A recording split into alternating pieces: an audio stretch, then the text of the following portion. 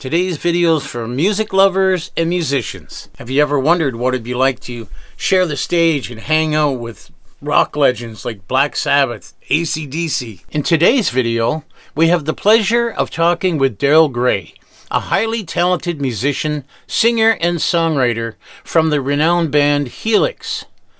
With his illustrious career spanning several decades, Gray has made a significant impact on the music industry and continues to captivate audiences with his incredible talent. Daryl has shared the stage with rock legends such as Heart, Black Sabbath, Van Halen, and many more. And that's coming up next on Roy's Studio Adventures. What initially inspired you to get a career in music? I think it was Christmas 1971. I'm Irish originally. I'm from Belfast, and I'm watching Top of the Pops, like their year in review. So it's either 71 or 72, and I'm seeing all these great bands and hearing all this great music. There's always music in my house growing up. You know, we watched you know, the Beatles on Ed Sullivan and that type of stuff. And my mom always had the radio on, and she had a great record collection, very eclectic. But in '72, I'm watching this year in review of Top of the Pops, and I'm seeing David Bowie doing Starman. I'm going, I like that song. And then I'm seeing, what were some of the others? Maggie May, I think, Rod Stewart. I'm thinking, oh, I like that song. And because I was starting to show an interest in music, my mom and my stepfather, who was working at Harlan and Wolff shipyards at the time, yes, the place that built the Titanic, he talked to somebody there, and they, as a government job on the side, they built me a little plywood bodied acoustic guitar, no neck support, no anything, just, you know, a neck thrown on it, some frets thrown on it, and we called it affectionately the meat slicer. The action was so high that it really was like the summer of '69, you know, played it till my fingers bled, really did. But after about 6 months, they went, okay, well, he's still picking it up. He's still showing an interest in it. So they bought me, instead of a $5 government job, they bought me a $12, it would be like the equivalent of a Simpson Sears guitar over here. You know, flat body, straight neck. And I played that for about the next year, and then I came for a visit to Canada to visit my my natural father, and great Irish baritone voice. And so I'd been playing some other guitars that people had, some of his friends had. So he takes me out to, I think there used to be a guitar store at Grantham Plaza in St. Catharines, at Tethers Music maybe, something like that, and buys me a nice area 12-string acoustic so I could accompany him, right, because he couldn't play himself. So, and then just before I went back to Ireland at the end of the summer, I bought myself out of the newspaper, because that's the only place you could buy anything used at the time. I bought myself a little AGS electric guitar. And that was my first electric. And so, yeah, just because there was always music going, it always interested me. And then once I figured out a couple of chords, it was like, okay, well, hey, I can play a couple of songs now. And I still use that philosophy when I teach students today, because I do teach guitar and bass and vocals. But, you know, I get them at the first lesson, G chord, an E minor chord, a C chord, a D chord, and they'll fumble through them, obviously. But I say, okay, you've got enough to learn a song now. And I'll show them the strum pattern, down, down, up, down.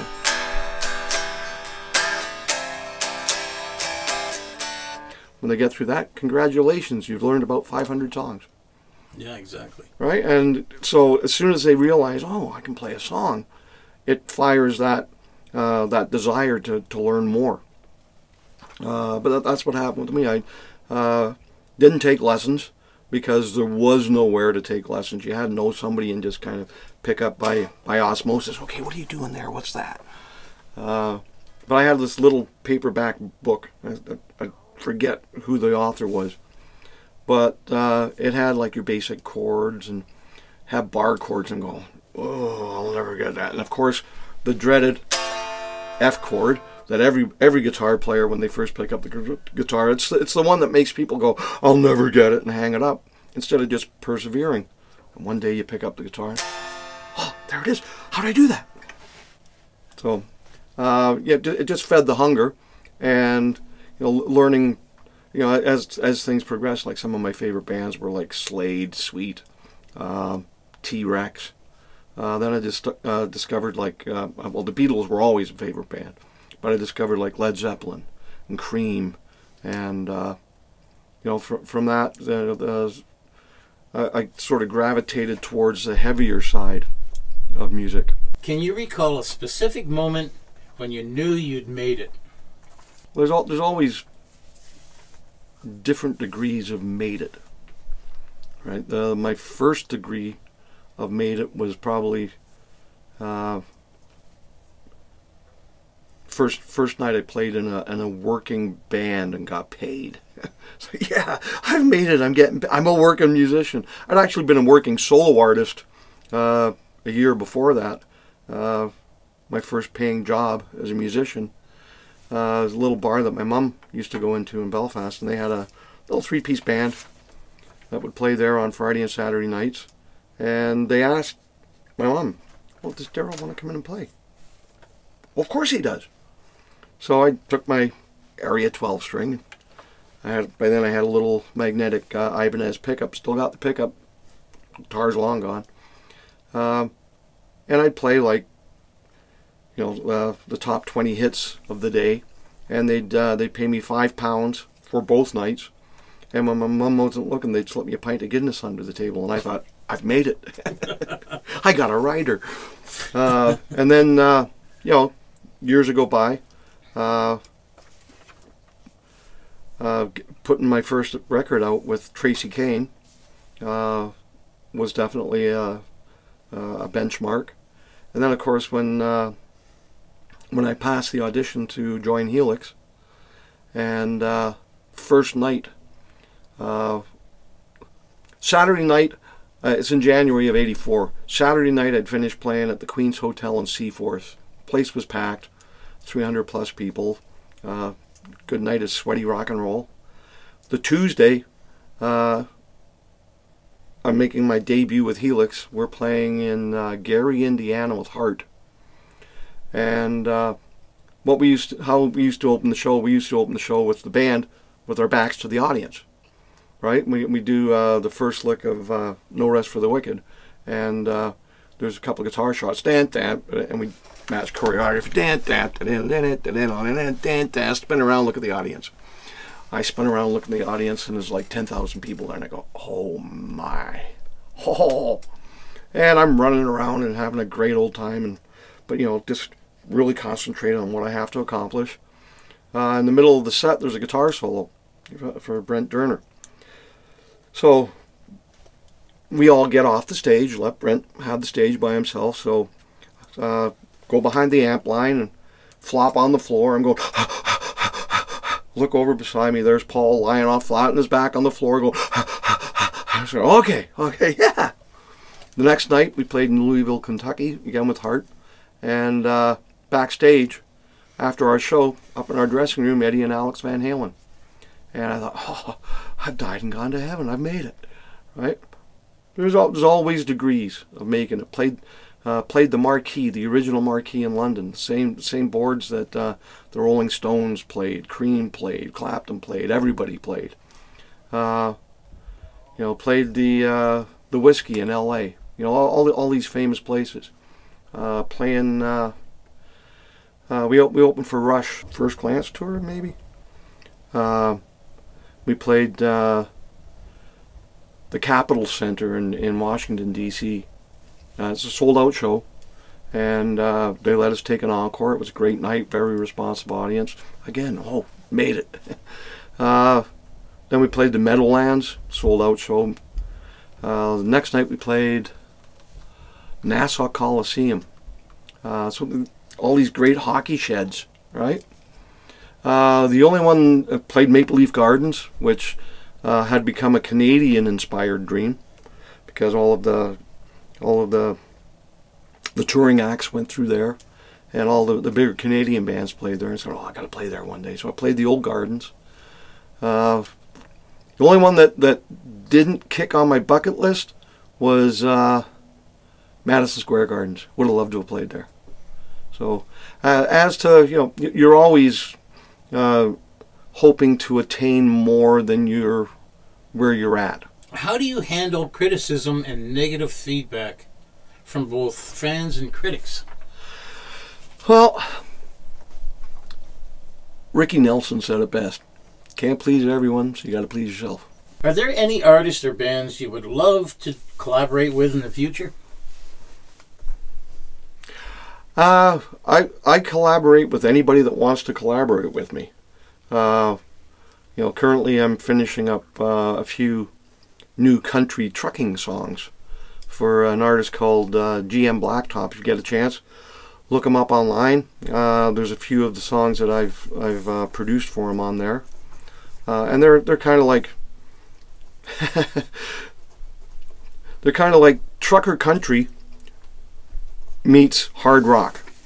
And so yeah, I've done that. As a studio owner myself and a producer, I've done some interesting folk type stuff for people. As to bands, as I said, if somebody's got material and they want to collaborate, look me up. Look me up. I'm on Facebook. Forgive me if I pronounce this wrong. What led you to work with W. Tremuth? Oh, Tom Tremuth. Do you remember any of the studio equipment used along the way to heaven? Long Way to Heaven, again, was majority of it was recorded at Phase 1 with their old Neve board. Just an amazing, warm-sounding board. They had like Pultec compressors and EQs, all kinds of old vintage tube gear. So it had a really nice, warm, natural sound to it. Tom, the band had worked with Tom on the previous album, which was the one with the devil horns. Not Long Way to Heaven, Other Direction. No Rest for the Wicked album. And they'd actually recorded some of the songs in Tom's home studio, and then taken it into I think Phase 1 again to finish some of it. But Tom was an associate of the band's manager, William Sipe, and I think they'd met at the Medem conference in France, which is where a lot of artists would send a representative to shop deals for European distribution of albums. And so Tom produced the No Rest for the Wicked album, and because that had met with success, we actually did the next two albums with him before we went to the Wild in the Streets album. We started out with a concept of using a different producer for each track. And the first producer we worked with was Neil Kernan, who had worked with Dokken and Kansas, had gold and platinum albums with Hall & Oates. But we did the Wild in the Streets title track with him, and I think I'm going to Give It to You. And he had to move on to the next project that he was doing, so he didn't actually mix them, but they were all recorded with him.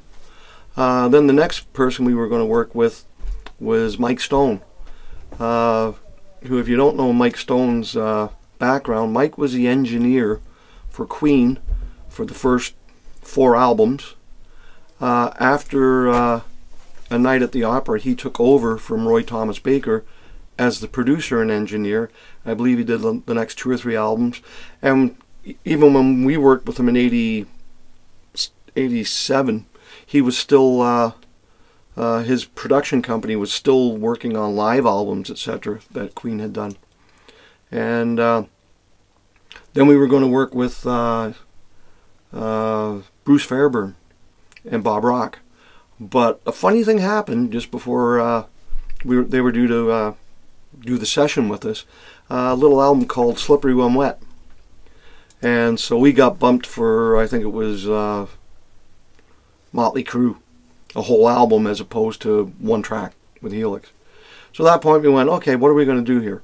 And we thought, well, you know what, with working with Mike Stone, he really lets us do what we want to do and just makes it sound good. He doesn't really make a lot of suggestions as to song structures and etc., but you know, he makes sure that everything's quality. And so we finished the rest of that album with him. Believe Brian's solo album, which ended up being It's a Business Doing Pleasure, which came out after Paul passed away in the auto accident. That album was done at Tom's studio, and Tom's a co-producer on it. But it was never supposed to be a Helix album ever. It was supposed to be Brian's solo album. And that actually is coming out this year as It's a Pleasure Doing Business, as Brian's solo album with a couple of new tracks on it for him that I produced. And yeah, just waiting for the pressing, as many people are. Do you have any pre-show rituals or superstitions? Yes. Rituals. Everybody has to be dressed and ready to hit the stage 1 hour before the show. Why? There's been times as an opening act where, you know, the production manager will come up, bang on the door, listen, so-and-so's sick, you guys got to get on stage right now. Right? Or, you know, hey, we've got an extra 10 minutes for you if you want to play it. But you got to go before. You know, so that's the ritual. Also warming up. You got to be warming up on your instrument an hour before the show. Warming up your vocals. Now Brian and I are both classically trained by a gentleman called Ed Johnson, who sang for the Metropolitan Opera Company. And this technique, bel canto, Brian's the ultimate teacher of it now. Ed actually trained him how to teach teachers. Right? So warming up the voice, because you don't want to hit this, when you're singing at the top of your range, you don't want to be hitting the stage not warmed up. You want to warm, even if you're tender, you want to warm it up, because if you're tender, you're going to do more damage if you don't warm up. So warming up, being dressed. Another thing is we do our cheer. Just before we go on, the band gets together, we all put our hand in, and we do the ritualistic, what are we? At one point in time, back when some of the band was drinking, we'd do a shot of tequila before we went on. Those days are long gone. Everybody's straight and sober when you go on, because the audience deserves that. You're in the band now, and you're still with Helix? Yeah. And the other band is Scurvy Dogs. Scurvy Dogs. Tell us about Scurvy Dogs. Scurvy Dogs started out, Helix came off the road as such at the end of 1989, which basically meant that we weren't being funded by the record company anymore to sit off the road and write albums, and the retainers had dried up, so we had to go out and find work. You know, had to go and earn a living. Some of us were married at that point. Scurvy Dogs actually started as an idea. I had moved back. I separated from my wife and moved back to St. Catharines at the end of '89, and I went to the Lions in Port Dalhousie to check out my friend Rick Rose's band. A couple of the guys from Tracy Kane were playing with him. So I'm sitting in the audience, and you know, at the end of the second set, the bass player takes his bass, puts it in the case, and walks out the door. Okay, that was interesting. So Rick comes over and says, Daryl, do you want to sit in with us for the rest of the night? And sure. So they had another bass there. I sat in, played the rest of the night. At the end of the night, he goes, are you up to anything for the next 6 weeks? And I went, no, not really. He goes, well, do you want to sit in on bass for us? Sure, why not? So from doing that, I'm getting paid. It's like, okay. So my friend was a guy called Phil Epp. drummer from St. Catharines. He'd recently moved back from Alberta, where he'd been playing with a lot of cover bands. Had a short stint with White Wolf, another Canadian metal band. And we were toying around with the idea of putting a band together. And so we went through some auditions. Had one guy came out, good player, good singer, but really just didn't fit what we were looking for. So I went to Rick Ostanek at Ostanek and said, "Hey Rick, any good hot young guitar players around?" And he told me about the guy Gary Borden. So I give Gary a call. Gary comes out, does a set. Because we auditioned these guys while we were playing with Rick Rose, right? We do 2 sets with Rick. I bring somebody up, we do 2 or 3 songs, and then take a break. And so Gary came up, did the 3 songs, and he was in the band. It was like, yeah, that's it. So the band's first show was January 1990 at the Chattanooga on Hartselle Road. And I think it was the 3rd weekend in January. I think we did Thursday, Friday, Saturday. And that Mark I lineup lasted until the following, or that summer. Helix went back on the road. We finally came off the road. I think it was in December. We'd finished with the Ian Gillan tour in Europe. Came back, put the band back together. Shortly after that, we changed drummers, and I got Fritz from Helix in. So then that lineup continued for a while until Fritz, he'd messed up his back and had to go in for some back surgery, and Helix was going back on the road to do some dates. When we got back, and unfortunately that's when Paul was killed in our rollover accident. Got off the road. Gary's availability was becoming sparser. He was getting busier. Good guitar player. And coincidentally, I had a phone call from Greg Fraser from Brighton Rock. Do you have any dates? Oh, yeah. Next up, we've got December 22nd at Putty's in St. Catharines. December 30th at Ollie's in St. Catharines. In the new year, first dates at Pictures in St. Catharines on January 5th. B-Sides in Hamilton on January 13th. Doubleheader, we got 26th of January at the End Zone in Hamilton. The next night we're at Manny's in Brantford. Also in there's a couple of Two Dogs dates. Now what Two Dogs dates are? Two Dogs are the Scurvy Dogs duo. And Dan's doing all of those this year. So we got some dates for that coming up at the Dickens in Burlington, and the King George Pub in Hess Village in Hamilton. We also have Helix dates starting to come in for next year. The first one's in, I guess, May 8th in Chicago, or the Chicago area, with Honeymoon Suite. Then the next week we're in Edmonton. Thank you very much for coming out, Daryl. Oh, you're welcome. Remember, be good to each other, share your knowledge, go see a live band. And until next time...